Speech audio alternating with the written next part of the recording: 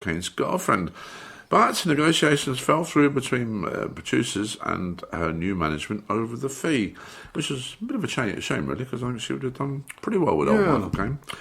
I have met Michael Caine as well. I've been in a Rolls Royce. So I got her. I've sat in Rolls Royce with him, and he's spoken to me. I've met Michael Caine, but he just said, "Hello, mate. How are you?" Yeah. That's funny. That's what he said to me as well. Yeah, I photographed him a couple of times at Chelsea. I felt this presence behind me one day. I was doing a close-up shot of a flower head, and as I looked round, it was him in an old sort of sou'wester hat and a Mac. Nice guy. Yeah. Well, Epstein died of accidental drug overdose in August 1967, not long after negotiating a contract with the BBC for his only female artist to appear in a TV series of her own.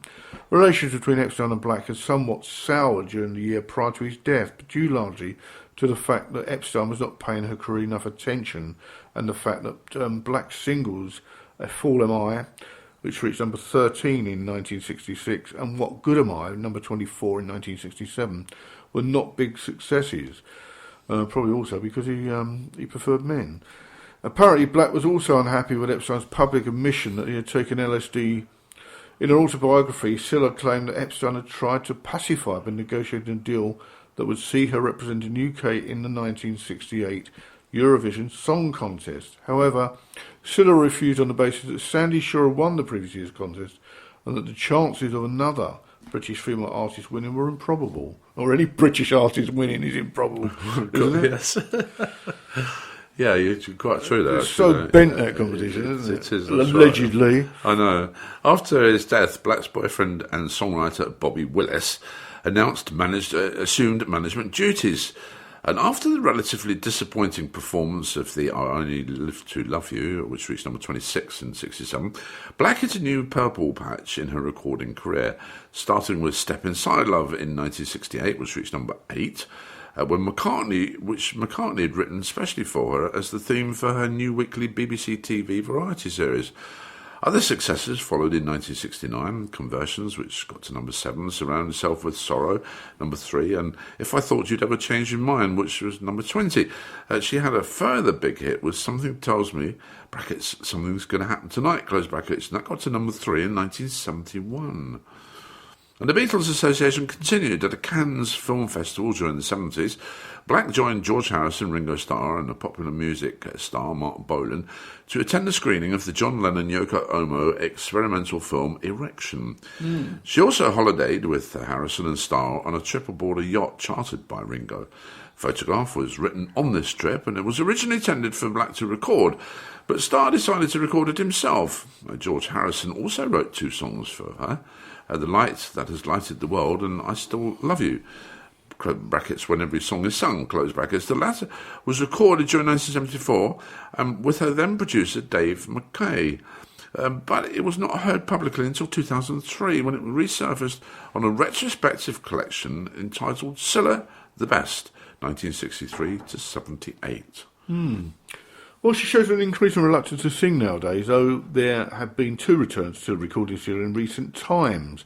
During 1993, Black released Through the Years, an album of new material featuring a number of duets with Dusty Springfield, Cliff Richard and Barry Manilow. 10 years later, she released an album, Beginnings, Greatest Hits and New Songs. In his 1969 study of popular music history, what's his name? Here's one that... Get your tongue around. Our Fopper Boola Bop, Alla Bam Boom, whoever he is, the rock music journalist Nick Cohn wrote prophetically, "It's true, the British don't like their girl singers to be too good. They think it smacks of emancipation."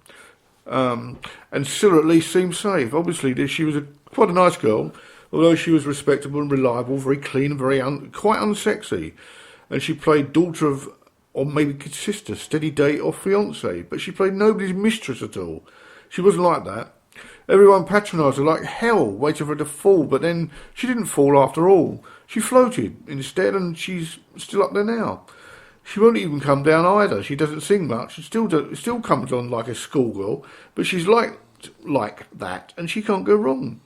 Generally, she's warm and she makes people glow. In a time, she will grow up into a pop Gracie Fields, much loved entertainer, and she'll be institutionalised. I don't know if that's good or bad. What do you think? I don't know. That was his thoughts, really. Nick Conn, yes, I don't know. That's right. Wappa bappa boola hop ala booma boom. Yeah, Something I'm glad like you got that right. That was the name of the book. Well, that's right.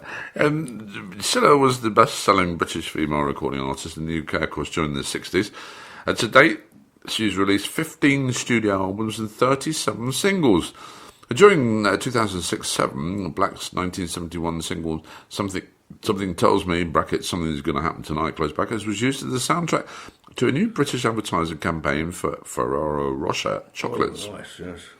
And in 2008 and 2009, at the pantomime season, she returned to live musical performances in the pantomime Cinderella, appearing as the fairy godmother. And she was associated she was part of an all-Scouse cast assembled in this 3-hour stage spectacular to mark the end of Liverpool's year of European Capital of Culture. The show incorporated a number of Black successes, which she's performed live, including You're My World, Something Tells Me, Something's Going to Happen Tonight, Step Inside Love, and Sings a Rainbow. She received rave reviews for her singing and overall performance. Did you know I appeared as a fairy in a pantomime? I can imagine. A charity. I was a bean fairy called Heinz. Yes, Heinz. Yes. On the 7th of September 2009, a total of 13 original studio albums, the first then produced by George Martin, recorded by Cilla between 1963 and 2003, were released for digital download. These albums are all digitally remastered and featured on an array of musical genres. Also released by EMI at the same time as a double album and DVD set. The definitive collection, A Life in Music, featuring rare BBC video footage, a digital download album with specially commissioned remixes, Cilla All Mixed Up, and a remix single on digital download, Something Tells Me Something's Going to Happen Tonight. I'll tell you what, I think that I'm going to stop us there with Cilla Black, because she's goes on and on, doesn't it? We can actually make a 2-hour show out of it. I mean, there is a documentary series going on at is it ITV or BBC at the moment? I'm not sure. I'm not quite sure. ITV, because there's adverts. It's ITV then, yeah. Which is well worth watching. And if you if you haven't seen it, then get glued up into it, because it's very, very good, and that tells you all about her life. You can watch it. I think it's still an ITV player, I believe. I don't know. Okay. Well, she married. I'm just going to say she married Bobby Willis, who for more than 30 years until his death of lung cancer in 1999, and they had 3 sons. Robert, who's now a manager, was born in 1970. Ben, born in 1974, and Jack, born in 1980, and their daughter Ellen, born in 1975, lived only for 2 hours, which is very sad. I think, as I say, I think we've got enough material there really to put together a 2-hour show here on Seclo Sounds, all about our Cilla Black, Cilla. We certainly could. Yeah. There we go. Community radio from Milton Keynes, Seclo Sounds, broadcasting from our studios at Pearshie Bridge. I'm Mike Barry. I'm Bob Bluffield. And the show is Pop and Rock Legends. Here's a great way to spend your Sunday, right here on Seclo Sounds. A brand new soul show, Soul Stepping. Every Sunday lunchtime, 12 till 2, with Rob James and TS, playing you the finest in soul music. We shall be featuring the album review, a local gig guide, and our spotlight feature on the artists. Not forgetting you, the listeners, with your dedications. So why not join us whilst we play the music you love? Every Sunday on Seclo Sounds. Arise and start your week with me, Colin JP, every Sunday at 8 a.m. on Seclo Sounds. Arise will feature words of encouragement, plus music to inspire and uplift you for the week ahead. Let us hear from you with your requests, your dedications, and your stories of inspiration. So join me, Colin JP, every Sunday between 8 and 10 a.m. on Seclo Sounds. Hello, I'm Jim Cleland, and every Saturday at 7 p.m. on Seclo Sounds Radio, you can hear non-stop dance and disco music from the 70s right up to the present day. So, if it's classic disco tunes you're after with a touch of today's best dance music, listen in to the best disco in town on Seclo Sounds Radio every Saturday at 7 p.m. with me, Jim Cleland.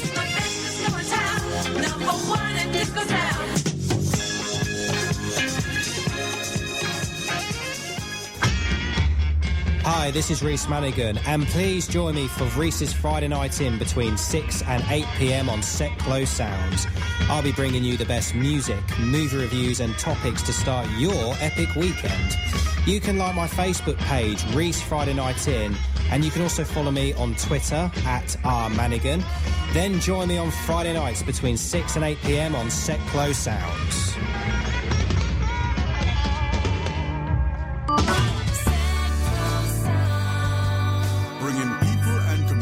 Together on seclosounds.org.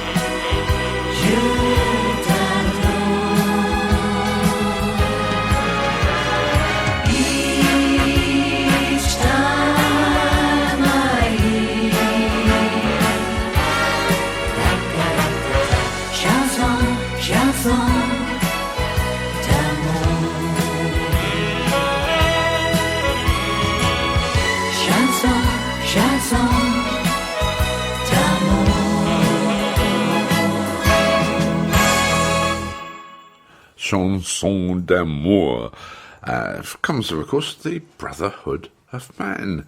You're listening to Secular Sounds, community radio for Milton Keynes, and, the Brotherhood of Man, a British pop group who achieved successes in the 1970s. They actually won the 1976 Eurovision Song Contest with Save Your Kisses for Me. So we do win it occasionally. I think we should give them a great big round of applause, you know. And Kisses for me. Oh, the telephones. Oh, there you go. That was also done by a group called the Manhattan Transfer, you may remember. Yep. There we go. Who are you talking to on the phone, Michael? not. We've got the phone actually running, you know, yes. Thank you very much. It's going to go, no, we'll just... Well, that's it, right. Yeah, they were created in 1969 by songwriter and record producer Tony Hillier. Brotherhood of Man was initially an umbrella title for a frequently changing lineup of session singers. Early on, they scored a worldwide hit with the song United We Stand. By 1973, the concept had run its course, and Hillier formed a definite four-member lineup consisting of Martin Lee, Lee Sheridan, Nicky Stevens and Sandra Stevens. This version of the group went on to score many hits around the world in the mid to late 1970s, including Kiss Me Baby, Your Baby, Kiss Me, Kiss Your Baby, sorry, get that right, Kiss Me, Kiss Your Baby. It doesn't sound like that, does it? Oh, thank you, Mike, I didn't think you cared. Angela, of course, Oh Boy, The Most I'm In, The Mood I'm In, and Figaro. They achieved perhaps the biggest success in their native UK with 3 number 1 singles and 4 top 20 albums. Didn't know they had that many. The group under this lineup still continues today, performing shows throughout Europe. Altogether, they have released 16 studio albums and worldwide record sales topping 15 million. Blimey. Yeah. That's going some, isn't it? It is. What do you want to know? What else?